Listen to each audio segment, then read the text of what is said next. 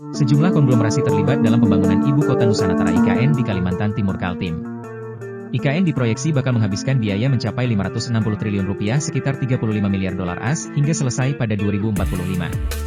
Proyek ini melibatkan banyak konglomerasi Indonesia, baik dalam pembangunan infrastruktur, properti, maupun fasilitas pendukung, dengan skema Public-Private Partnership PPP.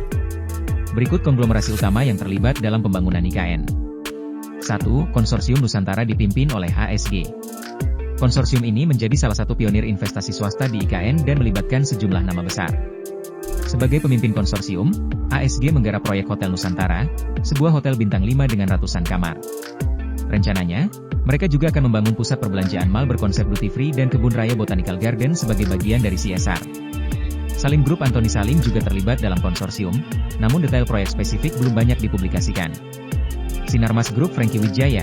Sama seperti Salim Group, Sinarmas menjadi bagian dari konsorsium dengan potensi investasi di berbagai sektor. 2. Perusahaan BUMN Karya. Sejumlah BUMN konstruksi juga memegang peran penting dalam pembangunan infrastruktur dasar dan gedung-gedung pemerintahan di IKN.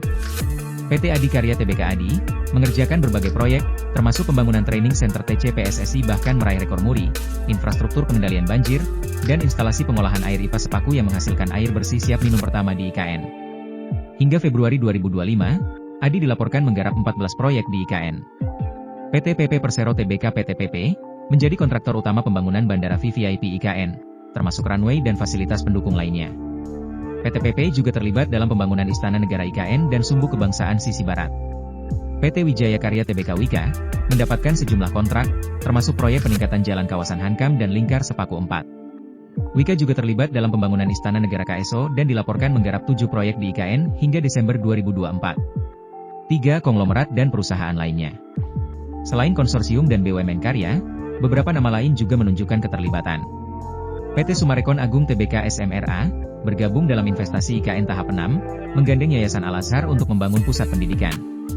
PT Intiland Development Tbk, membangun mixed use, perumahan landet, lapangan golf Bakri Group, bekerja sama dengan Pertamina membangun pusat riset energi berkelanjutan Nusantara Sustainability Hub.